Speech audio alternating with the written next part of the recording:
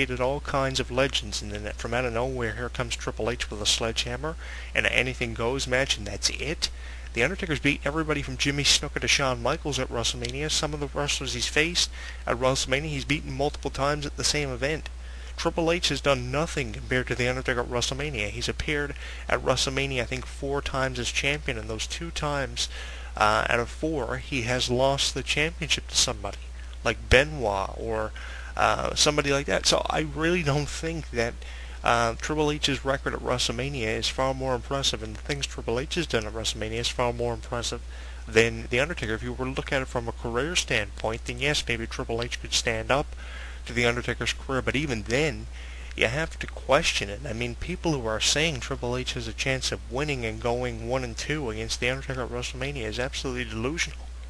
I mean, it is absolutely pathetic to think that. The 20th time for The Undertaker at WrestleMania, the 15th time for Triple H. For the first time in 2001 at WrestleMania 17, they met in a no-holds-barred match, and they would meet 10 years after their first meeting again, scary enough, in a no-holds-barred match for the second time.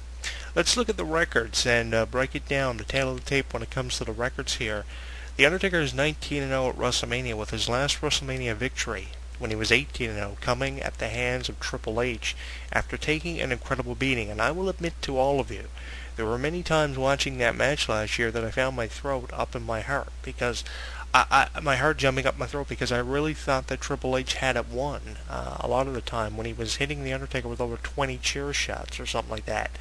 I really thought that, my heart was going to go up my throat, and Triple H was going to get the job done, but The Undertaker comes from out of nowhere, locks him in the Hell's Gate on the end of it, and that's it. Triple H passes out. We have a 19-0 record. The graphic shows up. They have the signs made for The Undertaker already. 20-0 at WrestleMania. Fans are supporting The Undertaker like they always do around this time of year. Fans always rely on The Undertaker and Triple H to come in once a year, give us this fantastic match, and no doubt they are going to give us a fantastic match.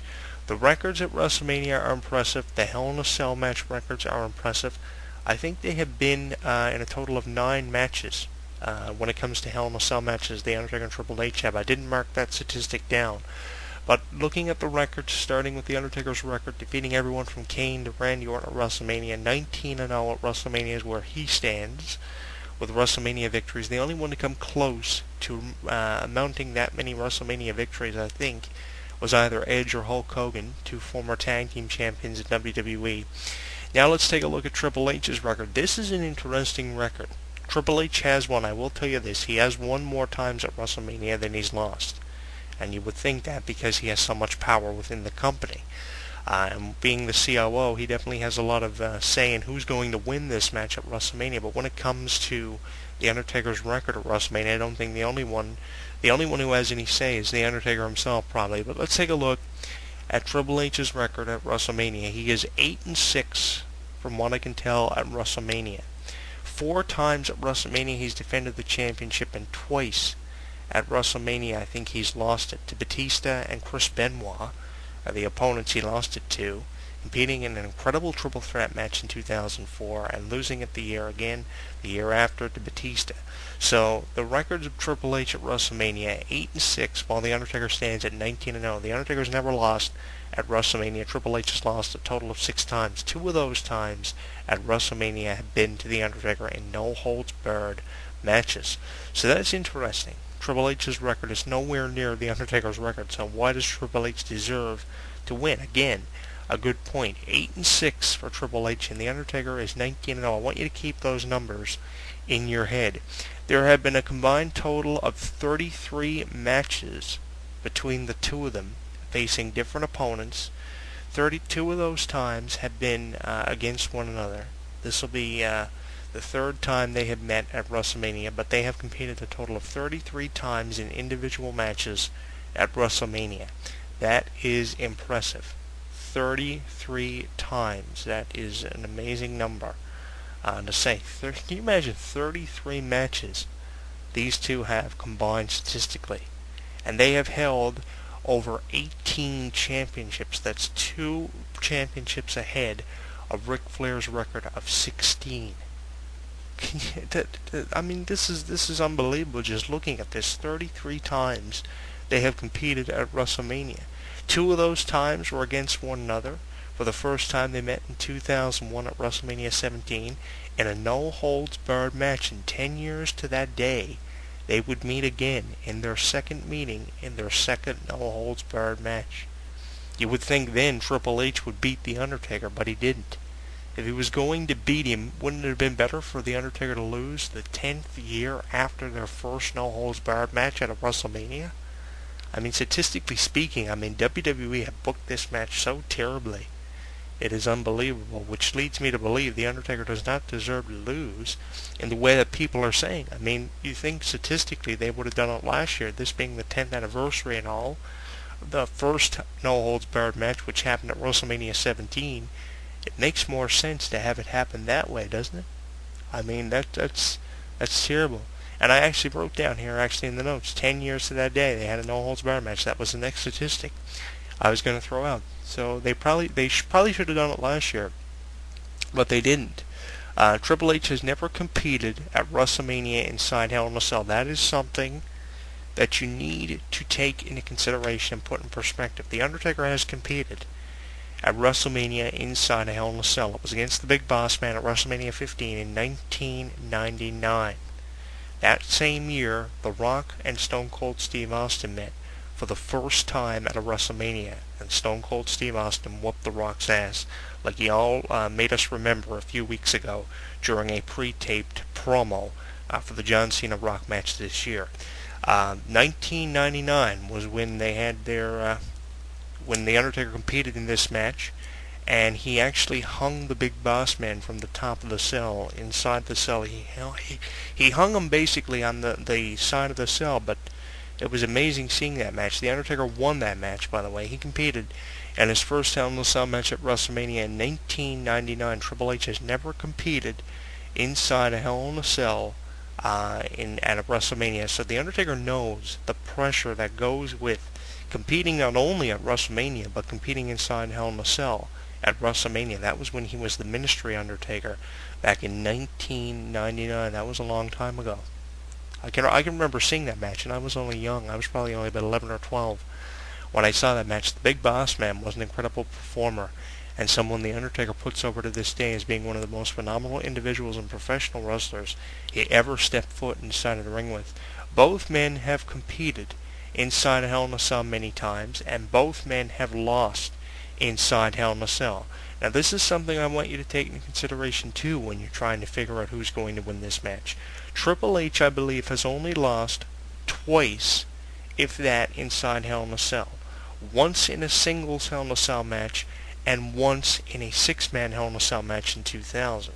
In singles competition, Triple H has defeated everyone from Shawn Michaels to Cactus Jack inside of Hell in a Cell. Triple H has only lost once in a Hell in a Cell match. That was in 2005 at that year's Vengeance pay-per-view. It is on our tournament board against Batista. The Undertaker has lost many times inside Hell in a Cell. He has lost to everyone from Shawn Michaels to Kane inside a Hell in a Cell. And The Undertaker lost, technically, the first Hell in a Cell match in 1997 in the first week of October.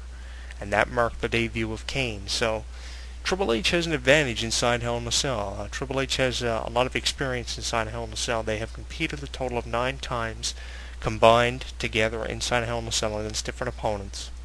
But it was incredible actually seeing that first Hell in a Cell match and how The Undertaker lost. Many people thought The Undertaker probably should have won that match, given the title and being the reason for matches like casket matches and inferno matches and all kinds of different match gimmicks. But Triple H has won more times inside Hell in a Cell than The Undertaker has. So that is something that you probably should take into consideration when you're actually taking a look at the win-loss records for both men inside a Hell in a Cell. Triple H has only lost at least twice inside a Hell in a Cell. The Undertaker has never appeared at WrestleMania as champion, but he has competed for the championship a total. Okay, he has competed for the championship a total of 3 times, and all of those times he has won the championship. So that's something to take into consideration. And that is a really crucial number The Undertaker has never appeared at WrestleMania as champion, but every time he's competed for the championship at WrestleMania, he has won. The first time he competed for the championship was in 1997 against Psycho Sid, winning about a 15-minute long match, and because of some interference from Bret Hart, and that match became tied up with the whole Stone Cold Steve Austin Bret Hart scenario, which continued long after WrestleMania 13. A lot of people said going into that year's WrestleMania, that was The Undertaker's number to win his second championship. He wins the second championship of his career, winning the total of anywhere from 5 to 6 times. The first championship he won at WrestleMania was in 1997, and in 2007, 10 years to the day he won his first title, The Undertaker wins the championship again from Batista 10 years later at WrestleMania 23. So that says a lot. The Undertaker has beaten a total of 3 opponents for the championship at WrestleMania. He has defeated Sid, Batista, and one of the all-time greats, winning over 31 championships in his career, Hall of Fame inductee, the featured induction of 2012 Edge at WrestleMania 24 in 2008 at the WrestleMania event that was held outdoors.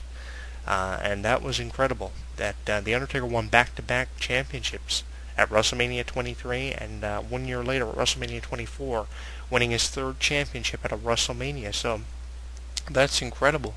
The Undertaker had won the title a total of 3 times in his career at that point. Once at the 1991 Survivor Series, he won it a second time at the 1997 WrestleMania, and 10 years after he wins the championship, he wins it again in 2007 from Batista at WrestleMania 23. The Undertaker's never appeared at WrestleMania as champion. Triple H has appeared at